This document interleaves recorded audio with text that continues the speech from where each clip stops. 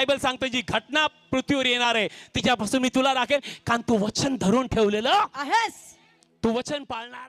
देवाचे आशीर्वाद कोणाचे? माझे. देवाचा अभिषेक कोणाचा आहे? माझा. देवाचे संतान कोण आहे? मी. देवाचे निवडलेले पात्र कोण आहे? मी. देवाचा हात कोणाच्या डोक्यावर आहे? माझ्या. देवाचा पवित्र आत्मा कोणामध्ये राहतो? माझ्यामध्ये. देवाचं न्याय पण कोणाला मिळालंय? मला.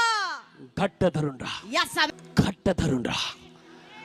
कुठला मुलगा, कुठली मुलगी, कुठला मोबाईल, कुठला शैतान, कुठलं जग त्याला ओढून घेऊ नये. यस.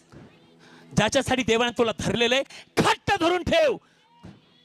प्रार्थना, उपास, देवाचं वचन घट्ट धरून ठेव, यस. कारण देव तुझ्यासाठी दरवाजे उघडणार आहे. Yes amen. आशे उघडेल ती कोणाला बंद करता येणार नाहीत.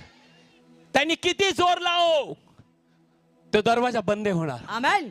कारण कुणी उघडलेला आहे? देवानं. कोणी उघडलेला आहे? देवानं. येशूच्या नावात जो शैतानाने आज तुझ्या विरुद्ध अडकण घातलेला आहे आणि जो दरवाजा बंद करायचा ठरवलंय, मी त्या शैतानाला शाप देतो येशूच्या नावामध्ये. Yes amen.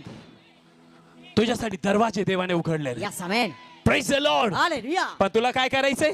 घट्ट धरून ठेवायचंय. कारण तुला काय करायचंय? घट्ट धरून ठेवायचंय. कोणी पास्टर त्याने तसं बोललं म्हणून मला राग आला आणि मी निघून गेलो.